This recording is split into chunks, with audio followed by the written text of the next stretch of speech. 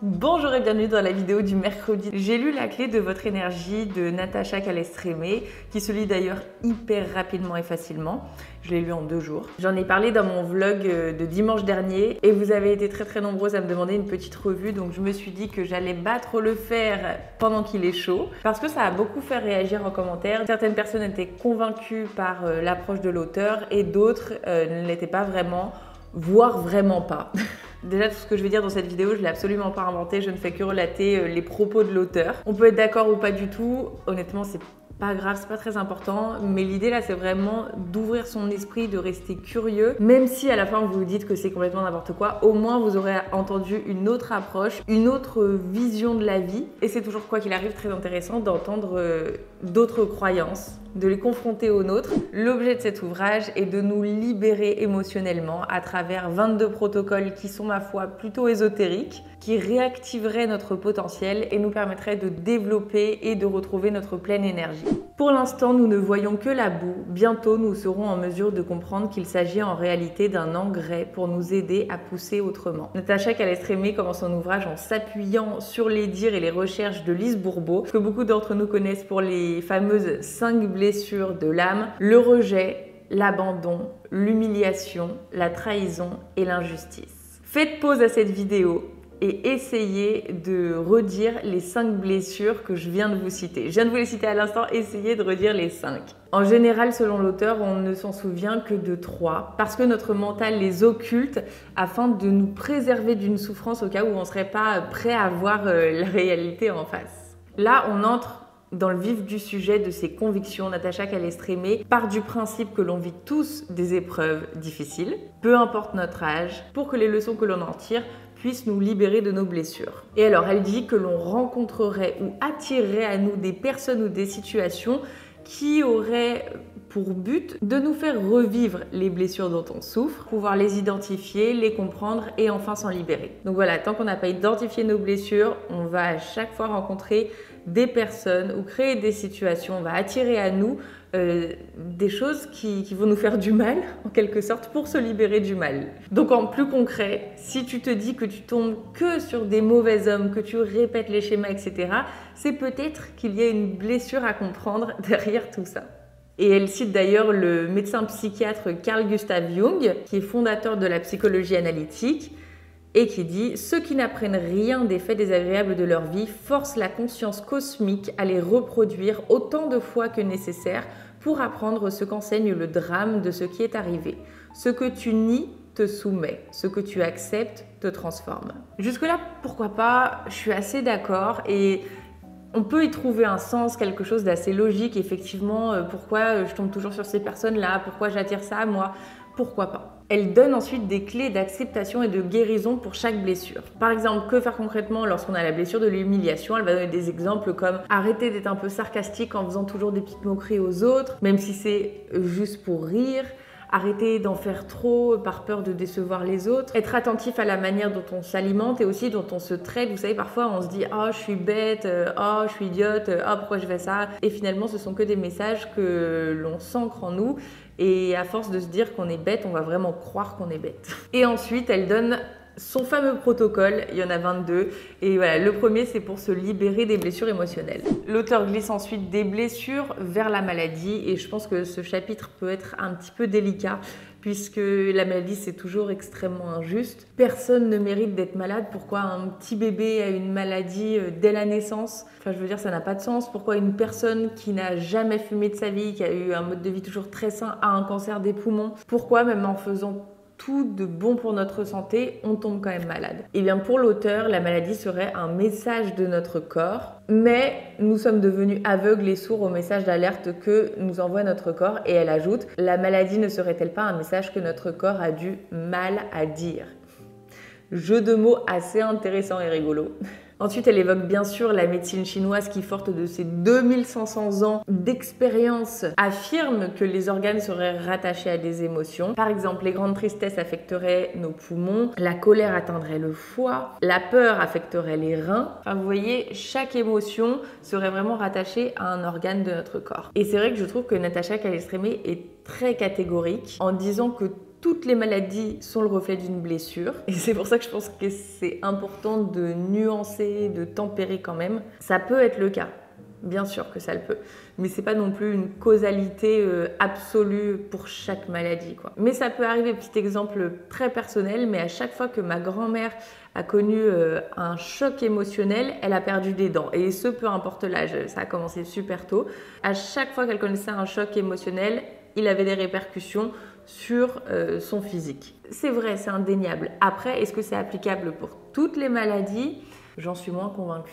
Et là encore, l'auteur propose un protocole pour trouver l'élément déclencheur justement de la maladie, donc dans nos émotions, dans nos blessures. Et pour elle, on peut soulager la douleur avec un médicament, mais si on l'occulte, si on met simplement un pansement, si on ne soigne que la blessure superficielle et qu'on ne va pas chercher en profondeur, la maladie reviendra. Ce qui n'est pas faux, je suis assez d'accord pour l'idée de toujours chercher les causes profondes. On a toujours une cause profonde, mais elle n'est pas forcément émotionnelle. Tu vois, si tu as mal au dos, que tu vas chez le kiné, que tu comprends pas, mais que tu te tiens comme ça devant ton ordinateur, la cause de tes maux n'est pas émotionnelle, c'est une question de posture, tu vois. Donc, je suis pas 100% d'accord avec elle. Je pense qu'il faut quand même nuancer et c'est pas la vérité absolue. Ce sont de très très bonnes pistes de réflexion, mais ça s'applique pas à tout.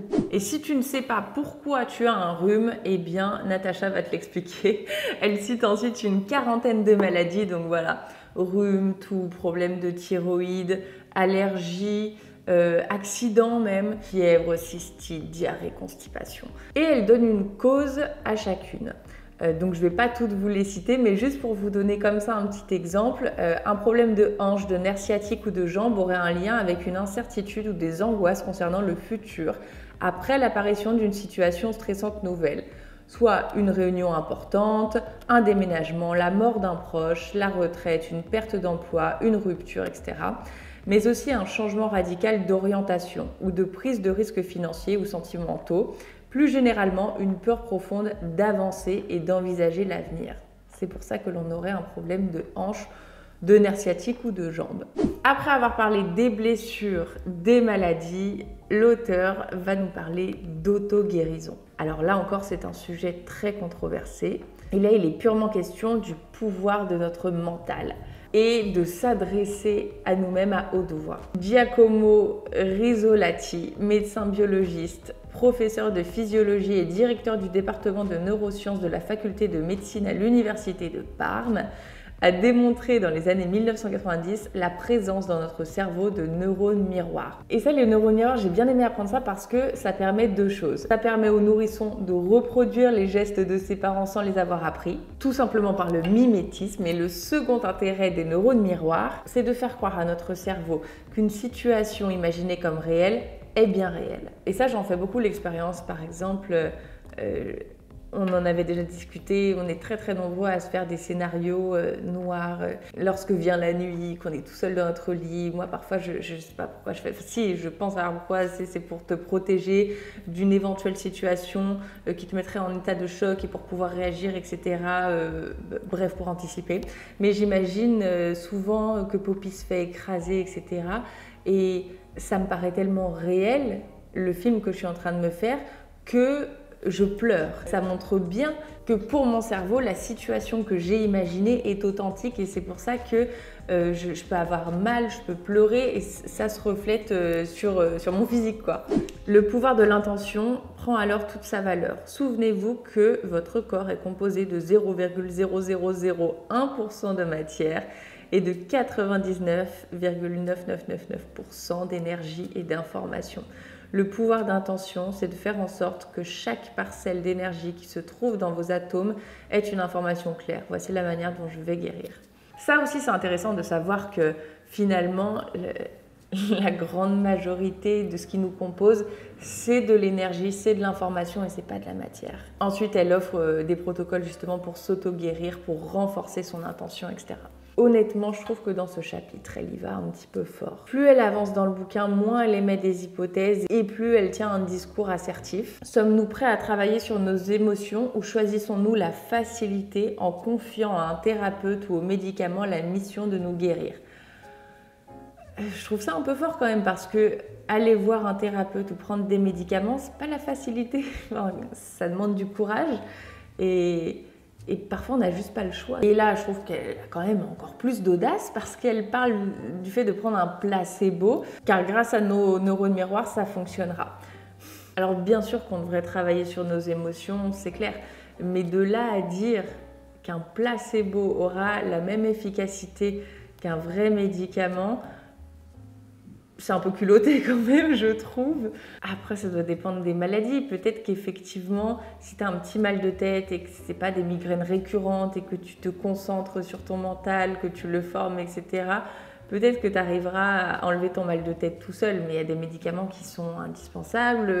Et maintenant, nous passons à la seconde partie de ce bouquin. Elle élimine carrément tout discours qui est un petit peu terre-à-terre ou basé sur un minimum de science. Et là, elle parle essentiellement d'énergie et de transmission. Elle explique que l'on a pu se faire voler une partie de son énergie par une autre personne et inversement, qu'on ait pu voler une partie de l'énergie à quelqu'un. Peut-être que cet exemple vous parlera. Tu ne comprends pas pourquoi tu penses encore à une personne 15 ans après l'avoir perdue de vue. Il ne s'agit pas d'amour ni de dépendance affective. Nous sommes liés à l'autre parce que celui-ci possède une part de nous. Cette perte d'âme opère également pour ceux qui ont subi la maltraitance d'un parent. Ils ne peuvent pas s'éloigner d'une partie de leur âme confisquée par leur père ou leur mère. Il y a un vol d'énergie lorsque l'autre a une emprise sur vous. Heureusement, on peut récupérer cette énergie perdue et ainsi se défaire de cette domination malsaine. Et elle propose ensuite un protocole de recouvrement d'âme suite à un vol d'énergie. Et alors, je ne vous explique aucun protocole volontairement parce que c'est vraiment l'essence du travail de l'auteur et j'ai pas envie de le divulguer comme ça dans une vidéo YouTube. Et donc, nos héritages. De la même manière que l'on hérite de caractéristiques physiques, cheveux frisés, yeux verts, etc., il semblerait que l'on hérite également d'épreuves non digérées par nos aïeux. Pour éviter que les schémas se répètent, vider notre mémoire émotionnelle et nettoyer les liens du passé devient nécessaire. Ça pour moi c'est assez indéniable, qu'on hérite de certaines blessures, de certaines peurs, de certaines caractéristiques. En fait on n'hérite pas que du physique, on hérite aussi de tout ce qui est impalpable, de tout l'émotionnel. C'est d'ailleurs ce qu'on appelle le poids transgénérationnel. Mais l'auteur ne s'arrête pas là, une fois de plus elle est très catégorique. N'oublions pas que nous avons choisi nos parents pour les épreuves qui vont nous permettre de guérir notre âme. Doit-on leur en vouloir pour ce que l'on est venu chercher dans cette vie, nous réparer et nous libérer de nos défis majeurs? Nos frères et sœurs sont-ils responsables de ce qu'on n'a pas reçu alors que notre âme a choisi cette place dans la fratrie? Alors comme vous pouvez le constater, encore une fois c'est assez délicat. Elle nous place en responsable absolu des épreuves que l'on vit car on les aurait choisies inconsciemment pour nous réparer et nous en libérer. C'est une approche intéressante, bien que discutable quand même. Et ensuite, l'auteur nous propose un protocole pour nous libérer des héritages transgénérationnels. Natacha Calestrémé termine cette seconde partie en évoquant notre fameux enfant intérieur, nos freins, nos culpabilités. Voilà, elle explique tout ça, elle propose des protocoles pour se débarrasser de tout ça. Mais elle évoque surtout le pardon comme étant, selon elle, la clé ultime de la guérison. Un fluide de renaissance capable de désintégrer d'anciennes épreuves et de sévères maladies. Vous l'aurez compris, chaque épreuve est une possibilité de transformation, une voie initiatique, presque une alchimie. Grâce au pardon, nous offrons à notre vie le moyen de transformer ce qui nous plombe en or intérieur, une renaissance. Nous en avons terminé pour la seconde partie et alors c'est très crescendo parce que dans cette troisième et dernière partie, Natacha Calestrémé part vraiment dans l'invisible. Les âmes, les guides, les anges gardiens, les êtres de lumière, les énergies, etc. Mais je vous invite à rester ouvert car comme pour tout, il y a du bon à prendre et du mauvais à laisser. Gardons l'esprit ouvert. L'auteur nous informe que nous sommes tous guidés. Nous aurions tous plusieurs guides à nos côtés, prêts à nous aider, à condition de ne pas hésiter à les solliciter. À l'inverse des anges gardiens, il faut vraiment faire appel à eux pour bénéficier de leur soutien. Leur présence se manifeste sous la forme de coups de chance quand on leur demande leur aide. Voilà, nous aurions tous des conseillers personnels à notre écoute, c'est formidable. Non, je rigole, mais en réalité, je suis assez d'accord avec elle. On y met les mots que l'on veut, mais personnellement, depuis toujours, je me sens guidée.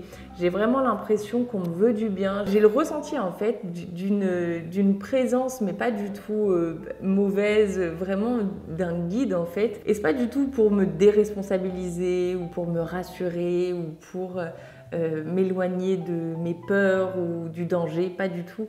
C'est difficile à expliquer, mais c'est vraiment cette notion-là de se sentir guidé. Alors certains diront j'ai la foi, c'est Dieu qui me guide, d'autres c'est l'univers, pour d'autres ça sera un défunt, pour d'autres personnes ça sera un être complètement inconnu mais qui a eu la mission de nous guider pour cette vie. Pour d'autres personnes, elles se sentiront guidées par des énergies.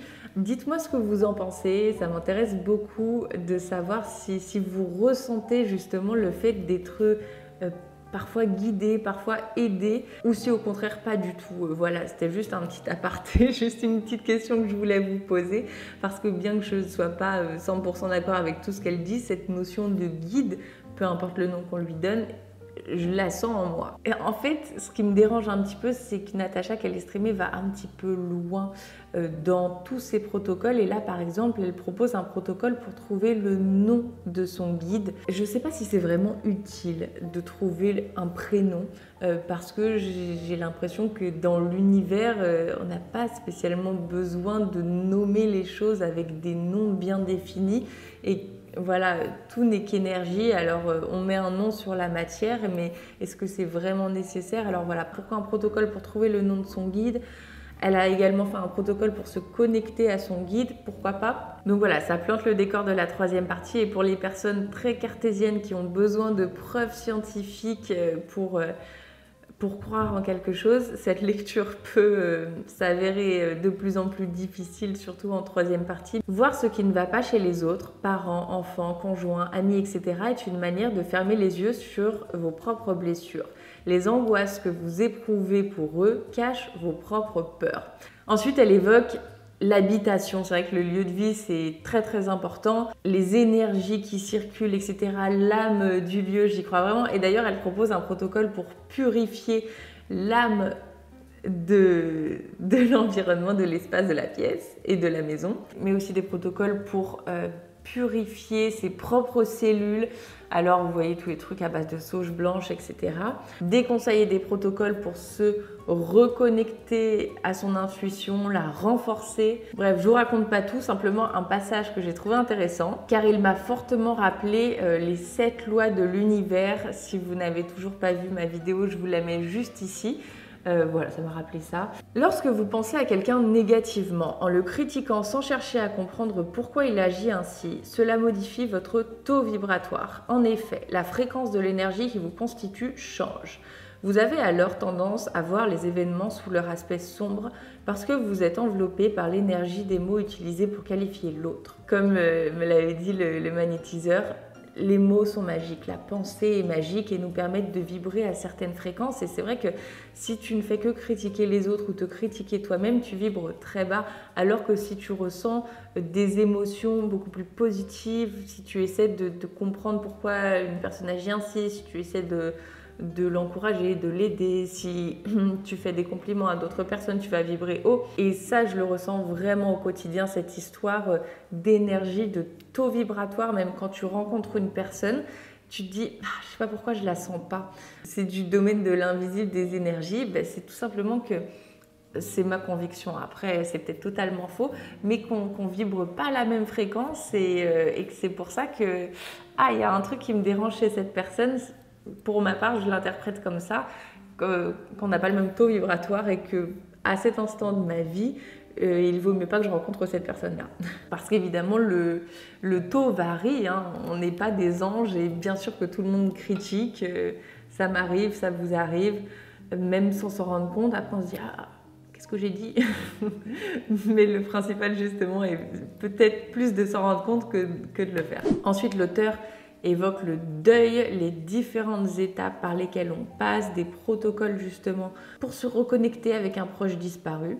Et elle ajoute: On donne le fardeau à celui qui a la capacité de le porter. Nous avons la force de vivre ces épreuves, de nous relever et d'en guérir. C'est quand même assez fort et ça généralise beaucoup, je trouve. Honnêtement, ça m'a peiné de voir ça, même si c'est peut-être juste... ça dirait que j'ai eu l'image dans ma tête d'une de mes copines au lycée qui s'est pas relevée de son cancer. Elle n'a pas guéri, donc... ça nous met encore une fois beaucoup de responsabilités, beaucoup sur les épaules. Je trouve que ça mène un petit peu à la culpabilité. Je trouve ça un peu dur de dire que tout ce qu'on est en train de vivre, on est capable de l'encaisser. En fait, ouais, on n'a pas le choix. Ça nous tombe dessus. Il faut qu'on trouve un moyen de se relever parce que sinon la vie s'arrête et on survit plutôt qu'on vit. Mais c'est un peu lourd quand même de dire ça, non? Qu'est-ce que vous en pensez? Et enfin, dans le dernier chapitre, Natacha Calestrémé revient à quelque chose d'un petit peu plus terre à terre en nous parlant de trouver une activité qui nous permettrait de nous recentrer, de nous reconnecter. Elle nous parle de balade en nature pour puiser l'énergie des plantes, elle nous parle de méditation, de jardinage, de natation, tout ça dans le but de respirer intensément, profondément. La respiration, c'est un outil formidable et ça peut nous permettre de calmer notre stress beaucoup plus rapidement qu'autre chose. Maîtriser sa respiration, c'est extrêmement important justement pour réussir à comprendre ses émotions, etc. Et d'ailleurs, ça m'a étonnée qu'elle n'en ait pas parlé davantage dans son livre et qu'elle en parle uniquement dans le dernier chapitre. Mais voilà, faire ces balades et ce sport pour permettre à nos molécules de se régénérer et ainsi d'évacuer d'anciennes blessures. Alors voilà, que ce soit pour évacuer d'anciennes blessures ou non, ces pratiques sont toujours bonnes, je trouve, pour justement nous permettre de nous recentrer sur nous, sur nos émotions, sur l'instant présent. Alors honnêtement, ça ne peut pas nous faire de mal.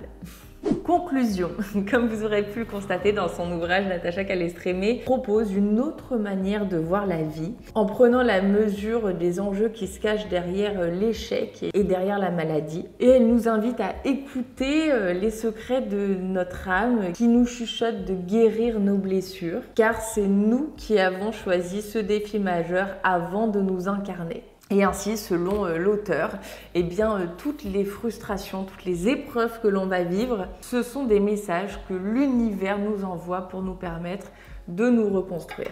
Alors, après cette reconstruction, nous pourrons découvrir la sérénité et certaines difficultés récurrentes vont disparaître. Et voilà, grâce aux forces qui nous entourent, on a finalement d'excellents alliés, des guides et voilà, finalement le plus dur, comme elle le dit, ce sera de mettre de côté ce mental qui nous dit que seul ce qui est visible existe et d'apprendre à solliciter ces aides extraordinaires à toute heure de la journée. Encore une fois, selon elle, le pardon est la clé de la liberté et soutenu par une intention profonde et sincère, nous marcherons vers une vitalité nouvelle et un bien-être assuré. C'est la clé de votre énergie. Ça a ouvert mon esprit à des idées et des pratiques auxquelles je n'avais jamais pensé. Et en fait, ça me renforce encore plus dans l'idée que la santé mentale est aussi importante que la santé physique. C'est pour ça qu'il est important finalement de réussir à se reconnecter à ses ressentis, d'écouter son corps, d'écouter les messages qu'il a à nous dire effectivement. Être à l'écoute de manière plus générale, c'est toujours une très très bonne chose. Être autant à l'écoute de vous-même que vous l'êtes des autres. Si vous avez lu ce livre et que vous avez des pensées différentes, que vous voulez ajouter quelque chose ou même si vous voulez faire un commentaire par rapport à cette petite revue, n'hésitez surtout pas. Honnêtement, ça a ouvert mon esprit et je pense que maintenant je vais être un petit peu plus attentive à tous les messages, à tous les signaux que m'envoie mon corps. J'espère que cette petite vidéo aura pu vous intéresser, vous aura plu. Je vous embrasse très fort, on se rejoint tout de suite sur Instagram ou sinon dimanche prochain pour une nouvelle vidéo sur YouTube. Bye!